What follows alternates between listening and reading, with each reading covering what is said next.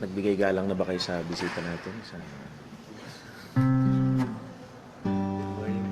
Hallelujah. When something seems too hard to handle, too big to conquer, too far away to touch, when all your dreams begin to shatter, and deep inside you you're hurting oh so much, that's when you start to say, I'm climbing my mountain step by step, I'm climbing my mountain day by day, I'm climbing my mountain all the way, I'm climbing my mountain, I'm gonna make it one step at a time, one step at a time, one step at a time, with Jesus by my side. One step at a time, one step at a time, I'm climbing my mountain, one step at a time. Even though you might grow weary, don't be discouraged. In our weakness, God is strong. Remember this, He'll never leave you. He won't forsake you. He's your strength and He's your song. So sing, start to sing. I'm climbing my mountain step by step, I'm climbing my mountain day by day, I'm climbing my mountain all the way, I'm climbing my mountain, I'm gonna make it one step at a time, one step at a time, one step at a time, with Jesus by my side. One step at a time, one step at a time, I'm climbing my mountain, one step at a time.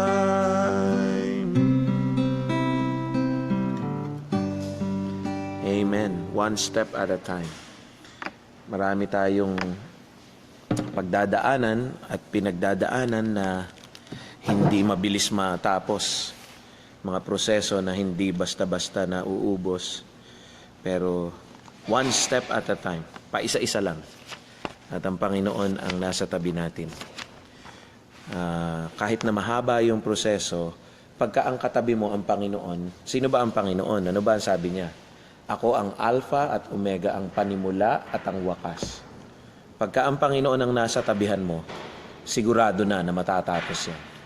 Sigurado na magwawakas yan. Mauubos lahat ng dapat maubos. At magiging ganap ka. Bakit? Katabi mo yung Alpha at Omega. So naglalakad ka pa lang sa gitna, pero ang katabi mo, yung wakas. So talagang matatapos yung dapat matapos. Amen? Naintindihan niyo ba yun? Ano sabi sa Filipos 1, verse 6? Ano sabi rito? Natitiyak ko. Umpisahan ko na nga sa verse 3. Filipos 1, verse 3. Tuwing naaalala ko kayo, nagpapasalamat ako sa Diyos at palagi akong masaya tuwing nananalangin ako para sa inyong lahat. Dahil mula pa ng sumampalataya kayo hanggang ngayon ay katulong ko na kayo sa pagpapalaganap ng magandang balita. Verse 6, natitiyak kong ipagpapatuloy ng Diyos ang mabuting gawain na sinimulan niya sa inyo hanggang sa araw ng pagbabalik ni Kristo Jesus. So pagka minsan iniisip mo, matatapos pa ba yung ganito? Pastor, magwawakas ba yung problema na ito? Pastor, makakalampas ba ako sa ganito? May mga tao na yan, nakikita nila yung mga kahinaan nila. Pastor, dami kong kahinaan, dami kong kakulangan. Will I be glorified? Aba, pagkakatabi mo, yung Alpha at yung Omega, naunahan mo na yung mga sitwasyon. Kaya, hindi po yan ang topic natin ngayon. Kaya, napakaganda. Purihin ang Panginoon. Now, hindi pa po ako sure, hindi pa ako nakakapag-decide or more specifically, hindi ko pa alam kung ano ang leading ng Holy Spirit sa atin, kung ano ang uumpisahan natin na series. Kaya habang nagpe-pray pa po ako, ang dami ng suggestion na dumating sa akin, Romans, Galatians, Hebreo, Genesis. Ako po, ang personal na gusto ko talaga, the parables of Christ. Aba, may bisita pala tayo. Sandali po, kakamayan ko lang, may bisita kami rito. Ang personal preference ko po, yung parables of Christ, yung mga talinghaga ng Panginoon. Kung may magtatawid sa atin sa buhay na ito, yun na yung mga sinabi ng Panginoong Jesus. Bakit? Kasi pagka sinabi ng Panginoong Jesus noong time na yon, 2,000 years ago, alam ng Panginoong Jesus na mababanggit yon hanggang ngayon. So, He was speaking 2,000 years ago for all eternity. He was speaking in the past for all times. Alam ng Panginoon yon. Di ba may time nga sabi ng Panginoon, saan man makakarating ang ebanghelyong ito, itong babaeng ito, laging mababanggit. Alam ng Panginoon yung mangyayari sa hinaharap eh. Kaya, personal preference ko yan. Kaya lang, nagpe-pray pa po ako kung ano talaga ang leading ng Panginoon na umpisahan natin. Meron ding dumating na suggestion sa akin na yung historical books ng Lumang Tipan, Joshua hanggang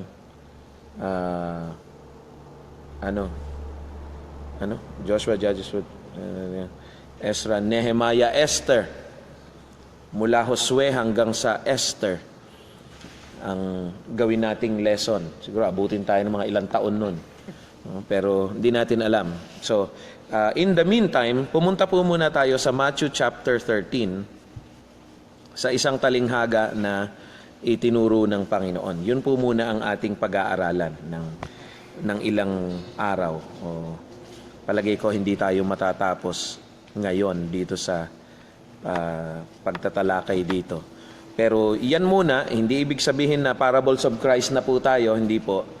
Pero eto lang po muna. At pagka meron na akong clear guidance sa Holy Spirit kung anong pag-aaralan natin, bigla tayong pupunta po ron pagkatapos natin itong talinhaga na ito. Okay. Matthew chapter 13, mula verse 24 to 30. Matthew 13, verse 24 to 30. Sige po, babasahin natin. Matthew chapter 13, verse 24 to 30. Ganito ang sinasabi. Ang talinghaga tungkol sa mga damo sa triguhan, the parable of the tares. Ang talinghaga tungkol sa mga damo sa triguhan. Sabayan niyo nga ako sa pagbasa. Muling nagbigay ng talinghaga si Jesus sa kanila. Ang paghahari ng Diyos ay maitutulad sa kwentong ito. May isang taong naghasik ng mabuting binhi sa kanyang bukid. Pero kinagabihan, habang natutulog ang mga tao, dumating ang kanyang kaaway at naghasik ng masasamang damo at umalis. Nang tumubo ang mga tanim at namunga, lumitaw din ang masasamang damo. Kaya pumunta sa kanya ang kanyang mga alipin at sinabi, hindi po ba mabubuting binhi lamang ang inihasik ninyo sa inyong bukid? Paano po ba ito nagkaroon ng masasamang damo? 28. Sinabi ng may-ari, isang kaaway ang may kagagawa nito. Tinanong siya ng mga utusan, gusto po ba ninyong bunutin namin ang masasamang damo? Sumagot siya, huwag. Baka mabunot din ninyo pati ang trigo. Hayaan na lang muna ninyong lumagong pareho hanggang sa anihan. Kapag dumating na ang panahong iyon, sasabihin ko sa mga tagapag-ani na unahin muna nilang bunutin ang masasamang damo at bigkisin para sunugin. Pagkatapos, ipapaani ko sa kanila ang trigo at ipapaimbak sa aking bodega. Hindi po tayo magkakaroon ng discussion ngayon bakit nagsasalita ang Panginoon sa pamamagitan ng talinhaga or parables. Kung sakaling parables na talaga pag-aaralan natin, saka tayo magkakaroon ng discussion tungkol doon. Kasi mahalaga rin na naintindihan natin, ba't ang Panginoong Jesus, nung nagsisermon dito sa lupa, alam niyo ba, mas maraming sinabi ang Panginoon na hindi naintindihan ng mga tao. Mas marami.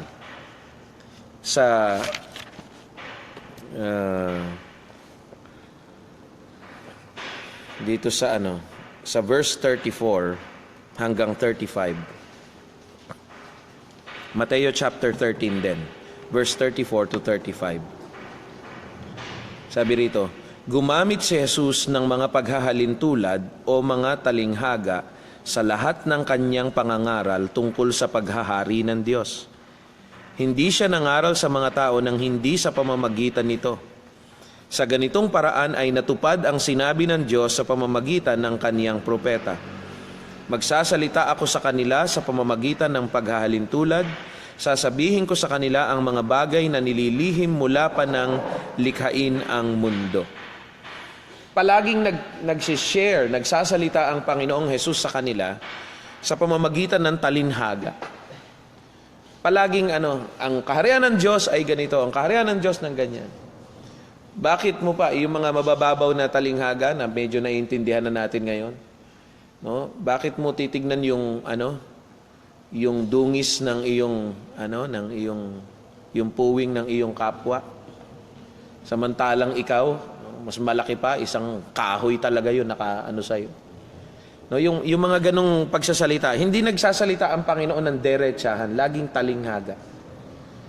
At naganap nga raw yung sinabi sa propeta, na magsasalita siya sa pamamagitan ng talinghaga, yung mga bagay na lihim. Kaya nga sinasabi ko sa inyo, mas marami pa ang hindi nakaintindi nung ang Panginoon ang nagsishare. Bakit ang daming dumarating? Una, minsan maraming kapagkain. Sa aklat ng Juan, yung mga tao nagpuntahan sa Panginoon dahil nabusog sila noong, kumusog ka na nga rito, rap, para kitang-kita kita. Nabusog sila nung nagpakain ng Panginoon ng marami at hinanap nila ang Panginoon.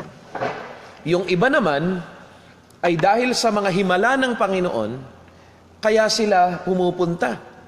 Yung mga tao pagka merong, halimbawa, mamamatay na tapos bigla na buhay, uy, papatingin. May pinagaling na lumpo ang Panginoon. Naku, talagang bida. Mga tao ay lumalapit pagka may mga himala.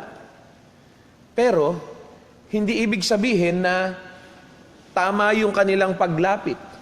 Hindi ibig sabihin na meron nga, naniniwala na sa Panginoon nung nagsishare ang Panginoon, naniniwala na. Pero binigyan pa rin ng qualification ng Panginoon.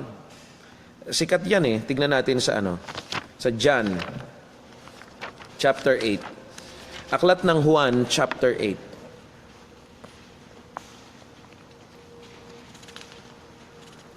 Sa verse 30.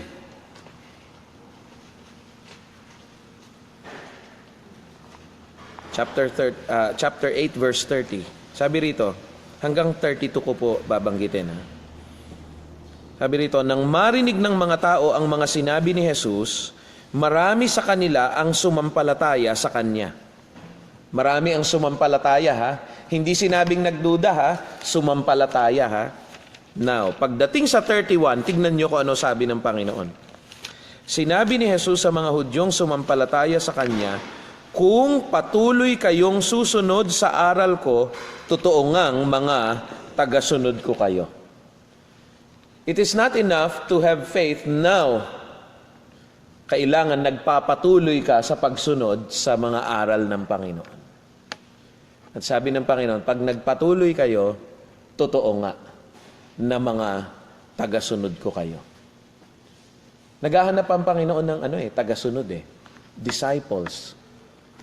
Hindi lang naghahanap ang Panginoon ng mga nananampalataya na naniniwala, oy, tama yung sinabi niya. No. He is searching for disciples. Yung mga tao na magiging kagayan niya. Tatandaan niyo yung sa Mateo chapter 28.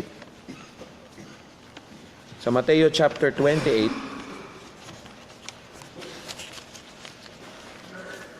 sabi rito, verse 19. Mateo 28, verse 19.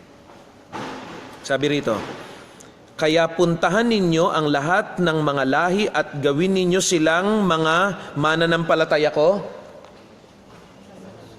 tagasunod ko. Make disciples of all men. Alam niyo po ba na itong devotion na ito, kaya ito nag-umpisa, ito po yung pinaka-discipleship ng mga miyembro rito sa Taiwan. Kaya there was a time na medyo nalulungkot ako dahil parang mas marami pang nanonood na wala sa Taiwan. Ngayon, sa biyaya ng Panginoon, naiintindihan na ng mga kapatiran dito, kung kayo ay taga-Taiwan, para sa inyo talaga ito. This is our discipleship program. Na araw-araw nagbababad sa salita ng Diyos at tinitignan kung ano sinasabi ng Panginoon. Kasi ang gusto ng Panginoon, maging tagasunod niya tayo. Yung kung saan siya nagpunta, doon ka pupunta. At sa atin, spiritually, kung ano yung sinabi ng Panginoon, yun ang gusto ng Panginoon na sinasabi rin natin. Kung ano yung ginawa ng Panginoon, yun ang gusto ng Panginoon na ginagawa rin natin. At paano mo malalaman kung ano gagawin at sasabihin kung hindi mo alam kung ano yung sinabi at ginawa ng Panginoon. At palagi ko sinasabi sa inyo, yung binanggit no isang pastor, Leonard Ravenhill, ano yung sabi niya? You cannot make a disciple in one prayer. Isip ng iba, ay, may napatanggap ako, sumunod sa prayer. Ayan, mga disipulo na kayo ng Panginoon ngayon. No. It takes a lifetime to make a disciple. Buong buhay ang gugugulin mo para maging tagasunod ka ng Panginoon. At yun ang napakahalaga. Now, hindi lahat ng naniwala sa Panginoon ay kinonsider niya na tagasunod niya. Kasi sabi ron sa 8:30, marami ang sumampalataya sa Kanya, tapos sabi niya sa 31, kung magpapatuloy kayong sumunod sa aking aral. Ano ba tayo? Ano tayo sa tingin natin? Mananampalataya o alagad? O disipulo? He's looking for disciples who would become like Him. Magiging kagaya niya. Kaya nga sa Antioch, sabi sa Aklat ng Mga Gawa, tinawag sila na, una silang tinawag na mga Kristiyano. Ba't sila tinawag na mga Kristiyano ron, mga tagasunod ng Panginoon? Nakita yung kanilang yung kanilang pagkilos wala sila, mga tagasunod sila ni Jesus. I'm a Christian, Christ I am not. Hindi na ikaw. Si Kristo na. So, lumalapit yung mga tao sa Panginoon dahil sa mga himala, minsan dahil sa pagpapakain. Pero hindi ibig sabihin na kino-consider sila ng Panginoon na tagasunod. Pero nakakakain din sila. Listen, it's important. Kumakain din na nung nagpakain ng Panginoon ng mahigit 5,000 tao, hindi sinabi ng Panginoon, teka muna, mga Pedro, Juan, ang bibigyan nyo lang yung talagang taimtim na kaya nagpunta rito dahil sa ako ang gusto Teka muna, ang anuhin nyo lang rito, yung sigurado ko na hindi sisigaw na ipako ako sa krus pagkaraan ng mga ilang buwan Hindi. Lahat nakinabang. Lahat nakakain. Nung nagpapagaling ang Panginoon ng mga may sakit, hindi niya pinipili, sandali. Alam ko, sisigaw ka rin Naipako ako sa krus, hindi ko ipagagalingin yan. No, lahat nagbenepisyo. Yung 10 ketongin, lahat gumaling kahit alam ng Panginoon na yung isa lang ang magpapasalamat, yung siya may hindi. Pero lahat gumaling. Tandaan nyo, alam ng Panginoon yung mga nasa puso ng mga tao. Kaya nga, doon sa pangangaral ng Panginoon, doon nagkaroon ng division. Ano yun? Paghihiwalay kung sino yung totoo at hindi. Bakit? Kasi kung sino yung... Puntahan muna natin yung John chapter 2 muna tayo. Tapos babalik na tayo sa Mateo chapter 13. John chapter 2 muna tayo.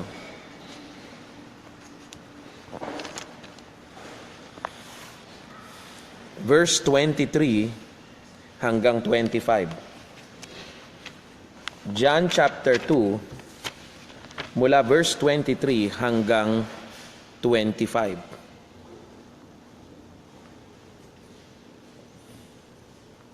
Kita nyo? Basahin natin. Kaya nga, alam nyo, mapalad kayo kung nanonood kayo ng devotion na ito. Hindi lang nito, no? Pero kung merong kakaramdam ka talaga sa puso mo ng desire na makaalam ng salita ng Diyos, nako, napakapalad mo. Daig mo pa milyonaryo. Bakit? Mamaya. Sasabihin ko kung bakit. Verse 23. Habang si Jesus ay nasa Jerusalem ng pista ng paglampas ng anghel, marami ang sumampalataya sa kanya nang makita nila ang mga himalang ginawa niya. Pero hindi nagtiwala si Jesus sa pananampalataya nila dahil kilala niya ang lahat ng tao at hindi na kailangan may magsabi pa sa kanya tungkol sa mga tao dahil alam niya kung ano ang nasa mga puso nila. Kaya alam nyo yung nagtiwala sa Panginoon dahil sa miracles, dahil sa pagpapagaling, o dahil sa nagkaroon ng pagtugon, lower level of faith yan. Na kaya ka nagtiwala kasi may nakita kang ebidensya. Amen? May nakita ka kaya ka nagtitiwala sa Panginoon. Oh, matindi ang ganda ng ginawa ng Panginoon. No? Tiwala talaga ako sa Panginoon. Bakit? May visa na kayo. Natagunan talaga yung pangangailangan. No? May dahilan kaya ka naniwala Pero ang mas higher level ng pananampalataya, ano yon? Wala kang nakita, pero nanampalataya ka. Wala kang nakikita, pero nanampalataya ka. Sa unang Pedro yan. Unang Pedro. Mukhang mga kapatid, mukhang nananalo yung parables kasi dinala tayo ng Panginoon sa introduction ng bakit parables ang magturo ang Panginoon. Pasensya na yung mga Romans dyan at Galatians at mga Hebreo. Mukhang lamang ngayon yung Hindi natin alam. Unang Pedro, chapter 1. Tingnan ninyo. Ito matindi. Verse 6 hanggang 9. Unang Pedro, chapter 1, verse 6 hanggang 9. Cheche, kumusta kayo dyan? Si Kati, kumusta ka? Dahil dito, dapat kayong magalak sa kabila ng iba't ibang pagsubok, dahil ang mga pagsubok na ito'y panandalian lang at dapat ninyong maranasan. Yung iba, kaya lumapit sa Panginoon at nanampalataya, may nakitang himala. Ito naman, nasa kalagitnaan ng pagsubok pero masaya. Tuloy. Para masubukan kung talagang tunay ang pananampalataya ninyo. Katulad ng ginto, sinusubok ito sa apoy para malaman kung tunay o hindi. Pero mas mahalaga ang pananampalataya natin kaysa sa ginto na nawawala.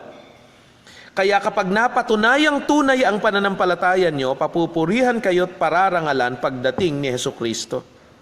Verse 8. Sabayan niyo ako pagbasa.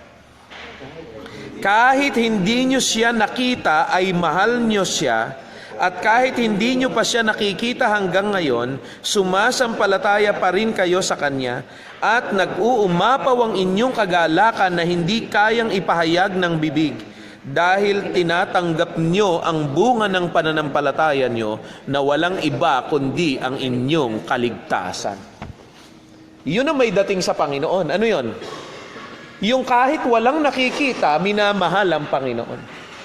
At kahit hanggang ngayon, wala siyang nakikita, nananampalataya siya sa Panginoon, nag-uumapaw ang kanyang kagalakan. Sino sa inyo, no? Huwag nyo namang isipin na binabanatan ko tayo, no? Sino sa inyo natuwa nung nalaman nyo na kami ay nagka-visa na? Di ba natuwa tayo? Ngayon, may tanong ako. Sino ang kasing ganun din ang saya kahit nung alam nyo na wala na kaming visa? Sino ang masayang masaya rin nung alam nyo na wala pang visa? Nung alam nyo, pauwi na sila, pastora. So you see, ang mahalaga sa Panginoon ay hindi yung kagalakan pagka natanggap mo na yung gusto mo. Makikita yung totoo pagka naging masaya ka kahit hindi mo pa natatanggap yung gusto mo. Nag-uumapaw yung kagalakan mo. Bakit? Meron raw isang factor dito that is overwhelming everything in you. Ano yon? Kaligtasan. Lahat, dahil doon sa kaligtasan na nasa sa iyo na tinanggap mo, nag-uumapaw ang kagalakan mo. Ano sabi sa Hebreo? Sa Hebreo, chapter 11, Hebreo chapter 11,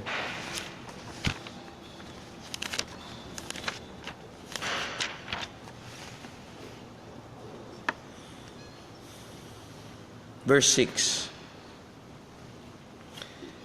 Hindi makapagbibigay lugod sa Diyos ang taong walang pananampalataya. Dahil ang sino mang lumalapit sa Kanya ay dapat maniwalang may Diyos at nagbibigay siya ng gantimpala sa mga taong humahanap sa Kanya. Now, take note. Mali ang basa ng iba rito minsan eh. Ang akala natin, ang sinabi rito sa verse 6 na ito, hindi makapagbibigay lugod sa Diyos ang taong walang pananampalataya dahil ang sino mang lumalapit sa Kanya ay dapat maniwalang may Diyos at nagbibigay ng kung ano yung hinihiling natin sa Kanya. Yun ang akala natin na ibig sabihin nito eh. Na yung taong may pananampalataya ay yung naniniwala na ibibigay ng Diyos yung hinihingi natin. Yung ba nakalagay dyan? Na nananampalataya ka na ibibigay ng Diyos yung hinihingi mo? Hindi po. Ano nakalagay rito? Nagbibigay siya ng gantimpala sa mga taong humahanap sa Kanya. Hindi yung kahilingan ng issue rito. Hindi yung kahilingan ng product dito. Ang hinahanap mo ang Panginoon. You are seeking God. You are not seeking God's gift. You are not seeking God's answer.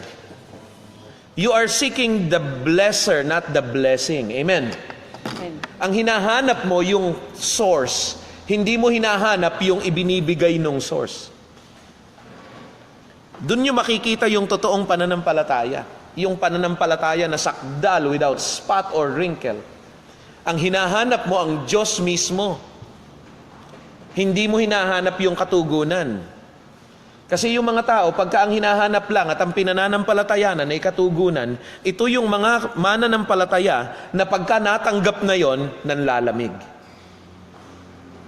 Nawawala ng sigla pagka natanggap na.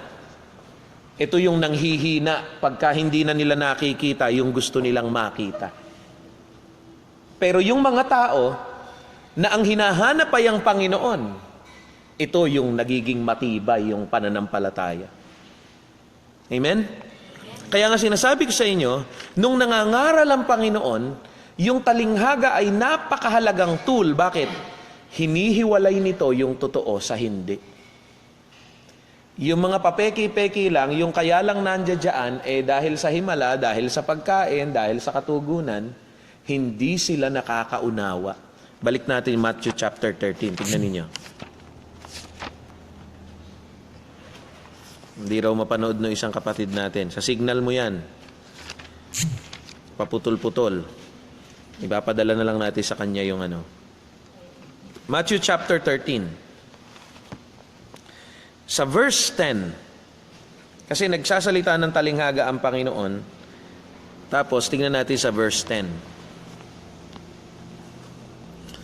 Sabi rito, pagkatapos, mula sa verse 10 hanggang sa mga sumusunod, pagkatapos, lumapit kay Jesus ang mga tagasunod niya at nagtanong, bakit po kayo gumagamit ng talinghaga sa pagtuturo sa mga tao? No? Lord, bakit? At palaisipan. Siguro kayo, maririndi kayo kung halimbawa yung nagsisermon pagkalinggo, wala na ibang ginawa kundi magtanong. O kaya puro palaisipan. Gusto natin, speak plainly. Sabi nilang pagkatapos lumapit kay Jesus ang mga tagasunod niya at nagtanong, bakit po kayo gumagamit ng talinghaga sa pagtuturo sa mga tao? 11, sumagot si Jesus, ipinagkaloob sa inyo na malaman ang mga lihim tungkol sa paghahari ng Diyos, pero hindi ito ipinagkaloob sa iba. Ipinagkaloob sa inyo. Kaya nga, kung kasabay kayo sa devotion na ito o sa pag-aaral ng salita ng Diyos, sa pagka may mga gawain, at nagkakaroon kayo ng kaunawaan, at pag nagkakaroon kayo ng kaunawaan, lalo kayo nagde-desire, wow, kabilang ka doon sa kalahati. O hindi nga kalahati minsan 10% lang Minsan mas kaunti Kabilang ka doon sa binigyan talaga ng Panginoon ng kaunawaan tungkol sa mga salita niya. Ano sabi niyan? 11, sumagot si Jesus, ipinagkaloob sa inyo na malaman ang mga lihim tungkol sa paghahari ng Diyos, pero hindi ito ipinagkaloob sa lahat. Now, listen to me. Napakaganda nito. Bakit? Ang talagang nakakalaya lang, mga kapatid, ay yung mga nakakaalam ng mga lihim na mga bagay tungkol sa Panginoon. Halimbawa, may isang makinarya. Ang makakagamit lang nun ay yung nakakaunawa nung guide. Sa mga tao na hindi nakakaunawa ng salita ng Diyos, para kang binigyan ng isang gamit, tapos may guide dyan, pero ang salita Chinese. Ganun yung nangyari noon sa mga tao. Nakikinig sila ng salita ng Diyos tungkol sa mga paghahari ng Diyos at wala nang mas magaling pang magsermon maliban sa Panginoong Hesus. Pero pagka nakakarinig sila, lalong tumitigas ang isip nila, lalo silang hindi makaunawa. Tignan nyo yung mga kalaban ng Panginoon, mula umpisa hanggang dulo, hindi man lang nakaunawa. Pero yung mga taong naghahanap sa Panginoon, lalo silang naliliwanagan. At balik tayo dun sa tapusin natin yung John chapter 8 verse 32. Ano sabi ron? John chapter 8. Sabi ng Panginoon sa 31, kung patuloy kayong susunod sa aral ko, totoo ngang tagasunod ko kayo. 32, malalaman ninyo ang katotohanan at ang katotohanan ng magpapalaya sa inyo. You will know the truth. At sabi sa John chapter 14 verse 6, ako ang katotohanan, sabi ng Panginoon. Ibig sabihin, tapos na oras natin, tuloy natin bukas. Ibig sabihin, yung tao na binibigyan ng Panginoon ng kaunawaan, sila lang talaga yung nakakalaya. Hindi lahat na nagsasabing Christian sila ay malaya. Amen? Pumasok kayo sa mga churches. May mga tao ron, kahit ang tagal ng Christian, ang bigat ng damdamin. Palaging hinahanap ang sarili. Palaging lito. Palaging pagka may problema, kasama siya. Pero nasa loob ng church, pero hindi malaya. Palagi rin umiiyak. Paminsan-minsan, ang profile sa Facebook, madilim. Makakita kayo ng ganon, madilim na profile sa may pinagdadaanan yon. Pagka may mga miyembro na ganon ng pinupuna ko na agad mini-message ko na agad Hindi tayo pwedeng nadidiliman. Bakit? Dahil kung si Jesus ay nasa atin at naiintindihan natin, nakikilala natin siya, nagkakaroon tayo ng kaliwanagan, at yung pananaw natin ay hindi nagiging kapareho ng pananaw ng mundo. Naku mga kapatid, napakaganda nito. Ituloy natin bukas, tapos na po ang oras. Ituloy po natin bukas. At hilingin natin sa banal na Espiritu na gabayan tayo sa pagkaunawa at pagkakilala talaga sa Panginoon. Kasi salvation is to know God. Amen? Salvation is not to be a member of the church, to be a deacon. Salvation is not to be in the bulletin board ng church nyo. Ay, ligtas na ako. Bakit? Nasa bulletin board na ako ng church namin Nakita nyo, ayun may picture, ayun ako No. Salvation is to know God here. Kilala mo ang Panginoon dito. Hindi ka pupunta sa langit dahil may mga tambourine dancers tayo rito. Hindi ka pupunta sa langit dahil ang dami mo nang nasayaw. Pupunta ka sa langit. Bakit? Kilala mo yun nando doon. May relasyon ka sa Kanya. So ituloy natin bukas yung pagdidiscuss nito. At loobin ng Panginoon, makapag-umpisa na tayo doon sa parable na yon. The parable of the tares. Amen? Tayo manalangin. Ama naming Diyos, salamat po sa inyo. Bitin man kung kahit papano, Lord. Pero nagpapasalamat kami, nakikita ko meron kayong nais ibahagi sa amin. Help us to go on to perfection, Lord. Magpatuloy kami tungo sa pagiging ganap. Tulungan nyo kami, yung dakilang pagkakilala tungkol sa inyo. Yung dakilang gantimpala ng pagkakilala sa inyo. Hallelujah. Sa oras na ito, nadalangin ko po, sige nga, taas nyo inyong kamay. Oh, hallelujah. Lahat na naririto at lahat ng mga kasamahan na nandiyan dyan sa kanilang bahay, sa iba't ibang bansa, itaas nyo po ang inyong mga kamay. In the name of Jesus, lukuban nyo sila ng kalakasan ngayon, spiritual strength. Saan man sila naroon, nuunat ko ang kamay ko sa kanila. And in the Spirit, I touch them in their spirit, O Lord. Lukuban nyo po sila ngayon, maramdaman nila mula sa kanilang ulo, hanggang sa kanilang talampakan, hanggang sa kanilang mga palad, ang paglukob ng inyong kapangyarihan. Palakasin nyo nga po ang inyong mga anak na naghahanap sa inyo. We are seeking you. We are not seeking miracles. We are not seeking blessings. We are seeking you, O Lord. Kayo ang punteriya namin, Panginoon. Kayo ang gusto namin dito po sa loob namin. Dito sa kaisipan namin. Consume our thoughts, O Lord. Hallelujah. In the name of Jesus, inaangking ko ang kalakasang espiritual, kaliwanagan sa kaisipan, kagalakan sa espiritu, katatagan ng damdamin. Oh, praise you, Jesus. Pagpipigil sa pananalita, pagpipigil sa sarili.